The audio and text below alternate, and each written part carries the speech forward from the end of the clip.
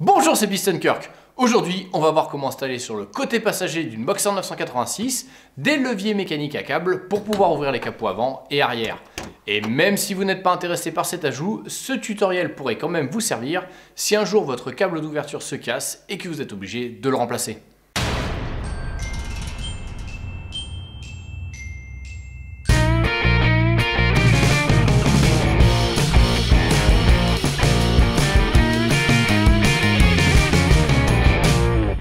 Comme toujours dans mes vidéos, avant d'installer quoi que ce soit, on va se demander à quoi ça sert. La première raison, la plus évidente, c'est pour éviter que le passager vous casse les pieds à vous demander d'ouvrir le coffre chaque fois qu'il en a besoin. Avec cet ajout, il devient autonome et peut donc se débrouiller seul. Et comme on ne peut pas tirer le levier quand la portière est fermée, il n'y a donc aucun risque qu'il ouvre le capot avant par accident quand on roule.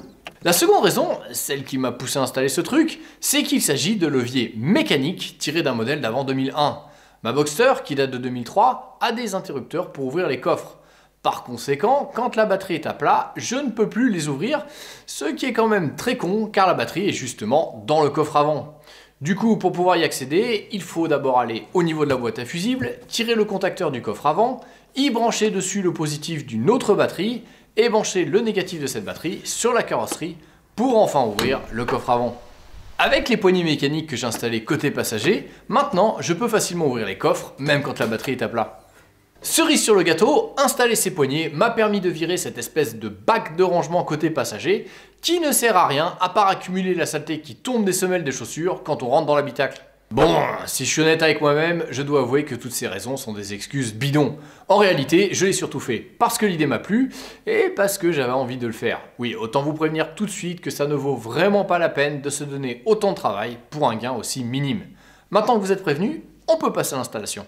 Étape 1, trouver les pièces. La première étape est de trouver une Boxer 986 anglaise d'avant 2001 qui va servir de donneuse, car comme le volant est à droite, les poignées de capot sont aussi à droite.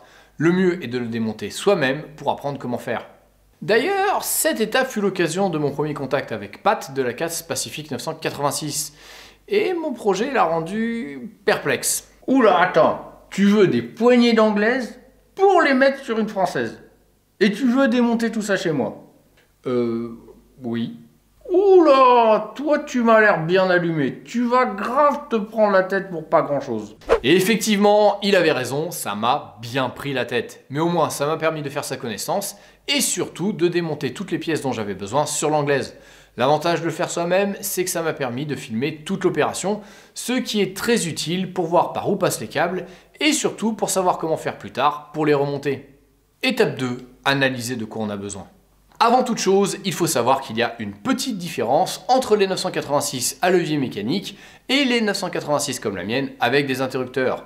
Sur les versions à levier mécanique, seul le coffre arrière peut s'ouvrir électriquement grâce à la télécommande, alors que sur la mienne, ce sont les deux coffres.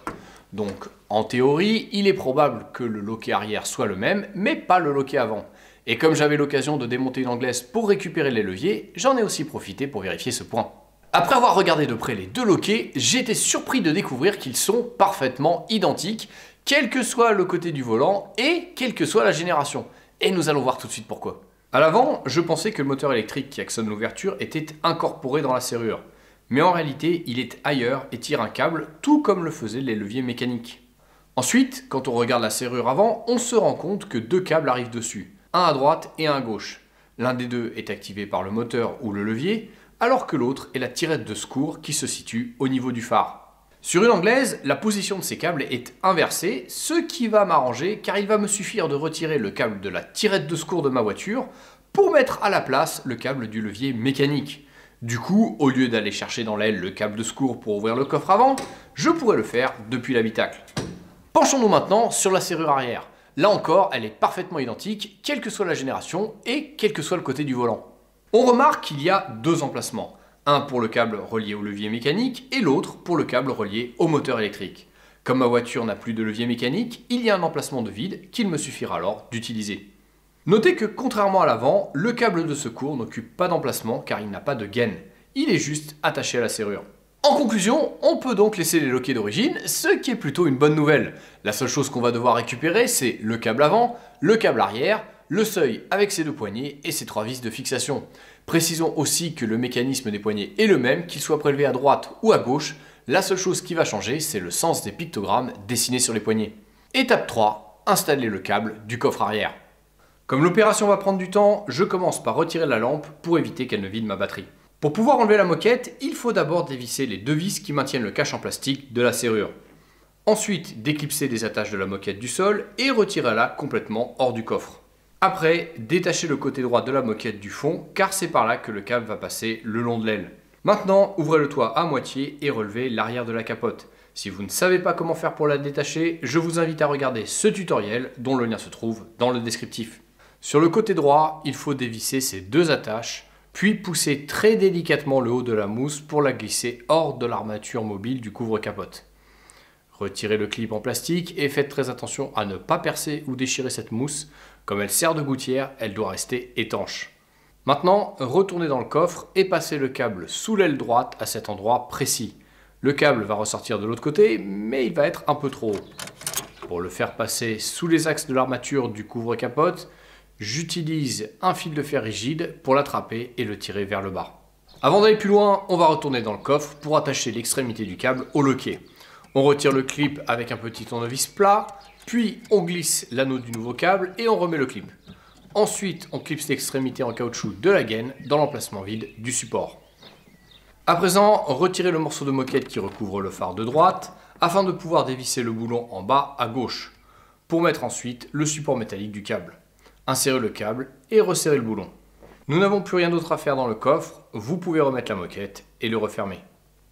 Pour amener le câble de l'arrière de la capote à l'habitacle, il va falloir retirer la capote et son armature. Si vous ne savez pas comment faire, je vous invite à suivre ce tutoriel dont le lien est dans le descriptif. Une fois la capote retirée, pour enlever le plastique de la gouttière, il faut dévisser ce boulon, retirer le bras et le cacheron, puis retirer le vérin. Enlevez le clip en plastique et ensuite retirez le plastique de la gouttière le plus délicatement possible pour ne pas le déchirer. Passez le câble le long de la carrosserie à cet endroit précis jusqu'à l'habitacle. Puis remettez en place le plastique d'étanchéité, le cacheron, revissez le bras et remettez le vérin de l'armature. Puis n'oubliez pas de remettre les clips en plastique. Pour amener le câble de la capote jusqu'au poignet de seuil de porte, il va falloir retirer ce cache. Commencez par basculer le dossier du siège passager, puis avec une clé de 8, desserrez légèrement sans le retirer le boulon qui est situé en haut du cache derrière la ceinture. Ensuite, avec un petit tournevis cruciforme, retirez la petite vis du bas, puis pour retirer le cache, il faut d'abord glisser le boulon hors de son attache et ensuite tirer l'ensemble du cache vers le haut. Il faut aussi retirer le bac de rangement de seuil de porte. Commencez par enlever le tapis en caoutchouc qui est au fond, ce qui va vous permettre de voir les deux vis qui retiennent la pièce. Dévissez-les, puis tirez la pièce vers le haut pour la déclipser. Il ne faut pas hésiter à forcer pour arriver à la retirer. Avec un tournevis plat, soulevez la moquette à cet endroit précis pour la retirer de son encoche afin de dégager le passage pour pouvoir glisser le câble entre le châssis et le support. Le câble doit arriver devant ce trou car c'est par là qu'on va le sortir pour l'attacher à la poignée. Mais nous n'allons pas l'attacher tout de suite, il va d'abord falloir amener le second câble venant du coffre avant.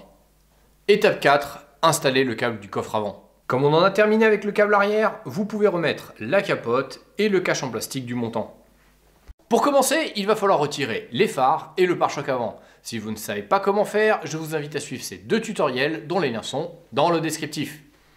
C'est une impression ou je me répète beaucoup? Maintenant, il faut retirer le câble de la tirette de secours du capot dont la poignée est au niveau du phare de droite et l'extrémité au niveau de la serrure. C'est ce câble qu'on va retirer pour mettre à la place celui des poignées de l'habitacle. On va d'abord retirer la serrure en dévissant les deux boulons qui sont dans le coffre. Puis retirer le couvercle métallique qui était coincé entre la tôle et la serrure. Maintenant que ce couvercle est retiré, on peut voir le câble d'ouverture qui est tiré par le moteur électrique. Déboîtez l'extrémité du câble, puis l'extrémité de la gaine. Ce n'est pas facile, vous aurez peut-être besoin d'utiliser un tournevis plat pour faire levier. Maintenant, vous pouvez soulever un peu la serrure pour voir l'extrémité du câble de la tirette de secours. Avec une pince, déclipsez l'extrémité du câble de son support métallique, puis tirez-le hors de la serrure. À présent, vous pouvez retirer le câble de la voiture, nous n'en aurons plus besoin. Pour faire passer le câble de l'habitacle jusqu'à l'avant de la voiture, nous allons devoir longer l'aile. Il va donc falloir retirer le plastique du passage de roue. Si vous ne savez pas comment faire, tutoriel, lien dans le descriptif, bref, vous connaissez la chanson. Et là, on arrive au point délicat de cette opération, car contrairement à ce que je pensais, le châssis de la phase 1 et de la phase 2 ne sont pas pareils. Il n'y a pas de trou pour faire passer le câble. En plus, comme la forme de la tôle n'est pas pareille, je ne sais même pas où il faut percer. Du coup, j'ai tenté de percer un petit trou avec une mèche fine en espérant ne pas toucher le faisceau électrique avec la perceuse.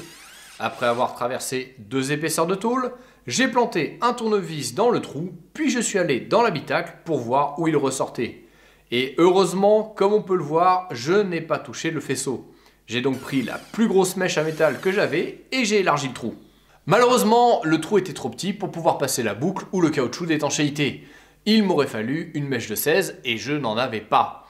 En résumé, j'ai une voiture sur cric, à moitié démontée, en pleine rue, il commence à pleuvoir et pour couronner le tout, je dois avoir tout remonté en moins de 20 minutes pour aller chercher mon gamin. J'ai donc dû improviser en utilisant une mèche à bois de 16. Me jugez pas. Alors oui, c'est pas professionnel, oui, j'ai niqué la mèche à bois, mais ça a plutôt bien marché. J'ai ensuite passé de l'anti-rouille, puis un coup de bombe de peinture noire. Ça dégouline, j'ai fait ça comme un porc, je sais, mais je vous rappelle que j'étais un peu pris par le temps et que de toute façon ça ne se verra pas vu que c'est derrière le cache en plastique du passage de roue.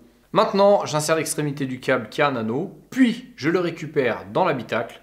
Ensuite, il faut clipser le joint d'étanchéité en caoutchouc. Il est beaucoup plus large que la gaine et c'est pour ça qu'il fallait une mèche de 16. Ça a l'air facile, mais en réalité, à cause de la tôle doublée, hors caméra, j'ai dû m'y reprendre à plusieurs fois pour réussir à faire passer la lèvre intérieure du caoutchouc entre les deux tôles en utilisant un petit tournevis plat. Une fois que vous avez fait passer le câble sous le plastique du phare, longez le pare-choc jusqu'au loquet. Au niveau du loquet, passez le câble sous les 2 câbles électriques, puis clipsez la gaine et enfin clipsez le câble. Ça n'est pas forcément simple avec les doigts, mais c'est faisable. À présent, il faut remettre le câble tiré par le moteur électrique. Il faut là encore commencer par la gaine, puis clipser l'extrémité du câble. Remettez ensuite le couvercle métallique entre la serrure et la tôle, puis vous pouvez revisser les 2 boulons par l'arrière. Maintenant que la serrure est remise, pour éviter que le câble ne bouge trop, on va le bloquer dans ces 2 clips situés dans l'aile juste derrière le phare. Et ça n'est pas du tout facile de les clipser dedans.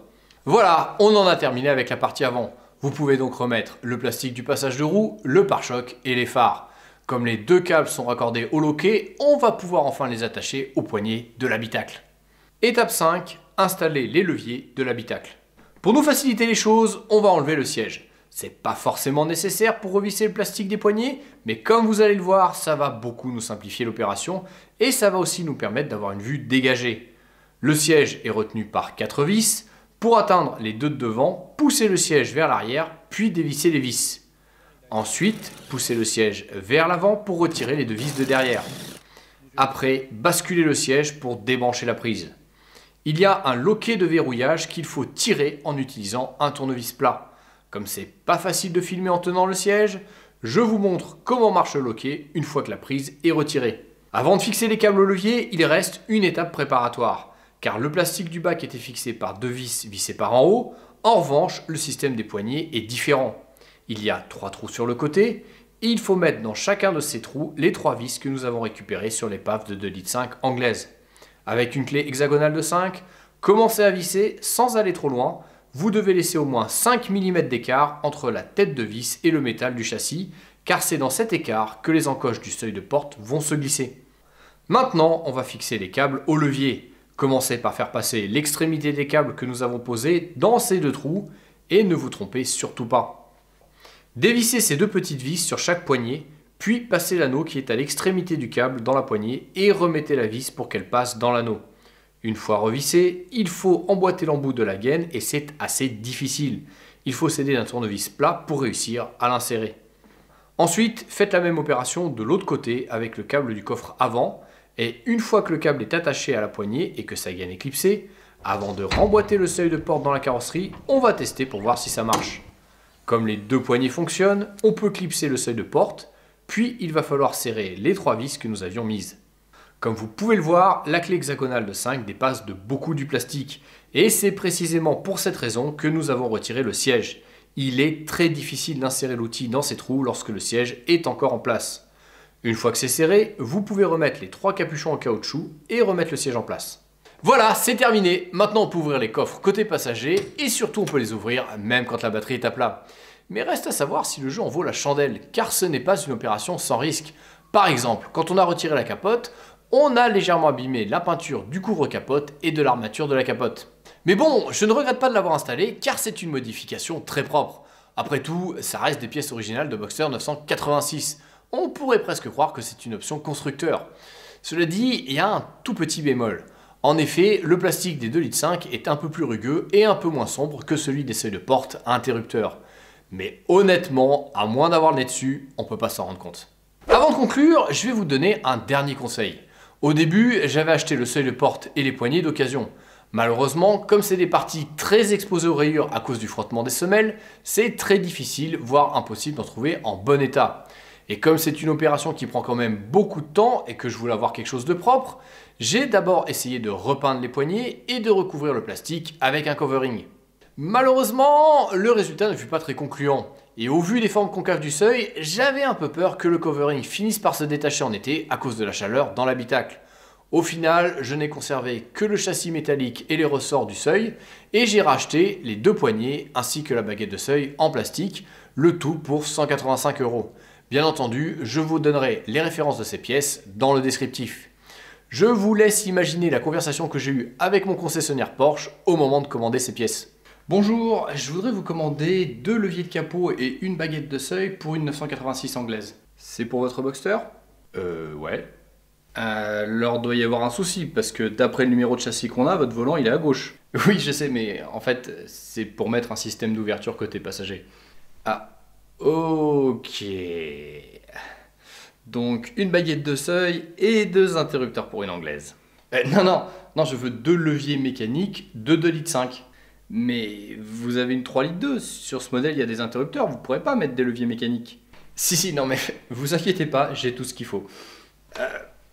Ok. autant vous dire que quand je suis allé chercher mes pièces en concession, les 3 gars de l'entrepôt avaient la banane jusqu'aux oreilles. Ils doivent pas souvent voir passer des énergumènes dans mon genre, mais l'avantage de passer pour un fou, c'est qu'au moins, on fait rire. L'un d'eux m'a même donné sa carte en partant pour que je lui envoie les photos du résultat final. Et ben vous savez quoi, je vais faire mieux que ça. Je vais lui envoyer le lien de cette vidéo. Au final, leur réaction est très révélatrice, car en toute objectivité, vu le temps et l'argent que demande cette modification, le jeu n'en vaut clairement pas la chandelle. Il ne faut pas faire ça pour un quelconque gain d'usage, mais pour le plaisir de la démarche, parce qu'au fond, c'est ça le plus important. Allez, à la prochaine!